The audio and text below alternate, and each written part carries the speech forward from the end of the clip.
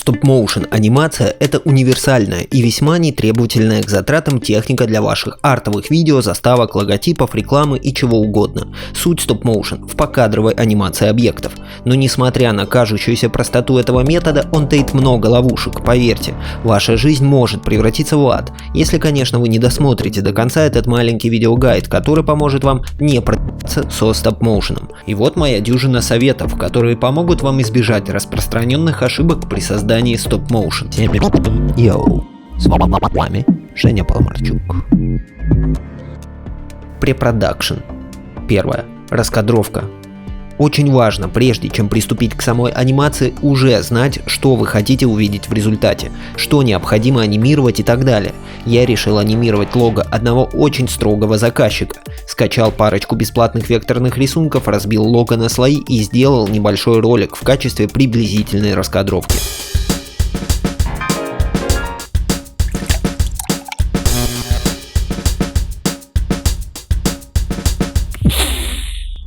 Второе. Подготовка предметов и рабочее место. У меня есть PNG моего лого на разных слоях. Все это я распечатал на плотной фотобумаге. Вы можете поступить как я, распечатать все предварительно в каком-нибудь фотоателье, древнее словечко, верно? Или у себя дома, если имеете такую возможность. Имейте в виду, что производство стоп-моушен в моем случае сильно напоминало уроки изобразительного искусства из младших и средних классов школы. Приготовьте заранее предметы, которые будете анимировать. Все аккуратно разложите. Третье. Фон. Для того, чтобы избежать ненужного мельтешения в кадре, важно закрепить фон. Лист белого ватмана я прижал старой гантелей. Четвертое. Настройки камеры и освещения. Зафиксируйте экспозицию. ISO, диафрагма, выдержка. Зафиксируйте фокус. Никаких автофокусов, только ручной, фиксированный. Выставите ручной баланс белого. Баланс белого необходим для того, чтобы точнее передавать цвета, чтобы лист белого ватмана оставался белым, ну и так далее. Если этого не сделать, то в изображении может возникать ненужная нам желтизна, например, из-за освещения. Также, если мы хотим избежать ненужного мерцания, то мы должны позаботиться о том, чтобы выставить стабильный свет. Вам не обязательно использовать какое-то специальное оборудование, можно и обычную лампу, условно говоря, или даже на подоконнике кухни под светом дневного солнца. Главное убедиться в том, что свет не меняется по ходу съемки. Пятое. Разметка фона. Будет неудобно каждый раз заглядывать в дисплей камеры, чтобы убедиться в том, что вы увели ваш объект из кадра до конца. Потому я разметил фон, обозначив небольшими точками края и центр кадра. Шестое. Затвор. Признаюсь честно, вначале я думал, что смогу обойтись самым простым и интуитивно понятным способом. Вот фотоаппарат, вот я делаю снимки. Но, как бы мягко я не пытался нажимать на кнопку спуска затвора, камера немножко досмещалась, и в итоге это было видно и отражалось на качестве моего ролика. Вот 3 способа, которыми можно решить эту проблему. Через Wi-Fi. Вы можете скачать дополнительную утилиту на ваш телефон и установить Wi-Fi соединение с фотоаппаратом, если ваш фотик поддерживает эту функцию. Мы будем нажимать на кнопку спуска затвора с телефона, при этом не касаясь камеры, а значит не будет и тряски. Но в моем распоряжении был старенький Canon EOS 600D, и в нем нет функции Wi-Fi. Тогда вариант Б, через Remote. Это достаточно распространенная штука, стоит не очень дорого, но тем не менее это траты. Я решил не покупать, а потому вариант С – видео. Вот мой вариант. Просто нажимаем Rec и переходим к анимации. Количество кадров в секунду. Будет удобнее, если мы заранее будем понимать, с какой частотой мы хотим иметь анимацию на выходе. Тут все зависит от ваших творческих задач и желания. Логика простая. Чем больше кадров в секунду, тем плавнее будет анимация, и тем кропотливее работа над этим. Я для себя решил, 12 кадров в секунду для моих целей будет достаточно. Продакшн. Если все продумано прежде, то сам продакшн вполне понятен, но потребует от вас недюжинной концентрации и терпения. Выставили кадр, убрали руки, и так до самого конца. Не забывайте уводить предметы из кадра, завершать анимацию.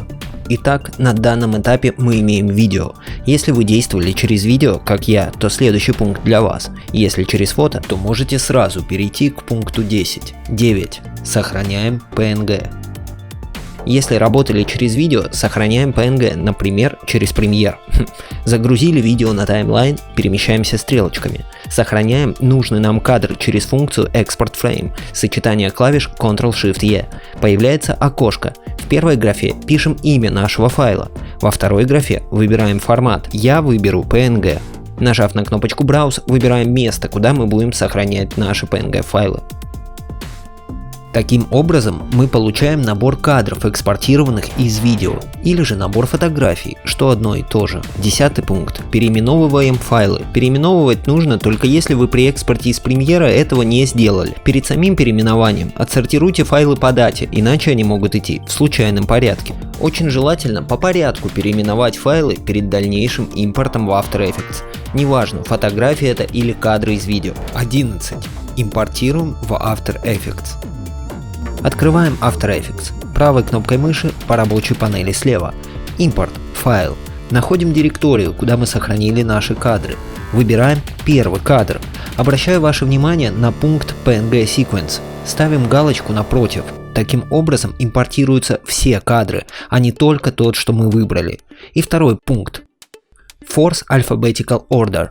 Если где-то в процессе мы сбились с последовательности наименования наших кадров, то галочка напротив этого пункта поможет игнорировать этот косяк. Впрочем, все-таки лучше проименовать в правильной последовательности все наши кадры. Мы видим, что слева появилась композиция с нашими кадрами и, собственно, сама секвенция. Теперь мы должны указать количество кадров в секунду, с которым она будет проигрываться. В моем случае это 12 кадров в секунду. Жмем правой кнопкой мыши по секвенции Interpret Footage, Main, и в соответствующем пункте проставляем количество FPS. Хочу напомнить вам о том, что мы имеем возможность скорректировать наш стоп-моушен, например, по цвету. Создаем Adjustment Layer, ищем эффект Curves, применяем его и твикаем так, как нам нужно, или применяем иные необходимые вам инструменты. Перед тем, как вызвать меню рендера, убедитесь, что в настройках композиции у вас проставлено подходящее значение FPS. В меню Composition сверху выбираем Composition Settings, графа Frame Rate, 12 кадров в секунду. Что ж, вроде бы все готово. Жмем Ctrl-M, выбираем интересующий нас формат и выводим видео. Я выбрал QuickTime Codec Animation.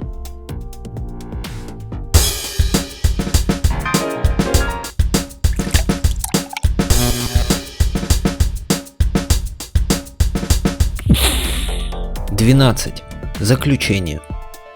Хочу отметить, что стоп-моушен не так прост, как кажется, но это и не настолько сложно, чтобы этого бояться. У меня вышло не с первой попытки, пришлось несколько раз переснимать все заново. Разные этапы этого вы сейчас наблюдаете на экране.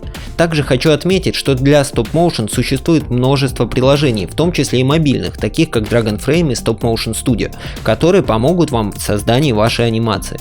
Но я предпочитаю избегать помощи сторонних плагинов, как минимум на первых этапах работы со всякими новыми штуками. Потому и здесь для демонстрации стоп-моушен я пошел хардкорным путем, старый фотоаппарат и никакой помощи со стороны.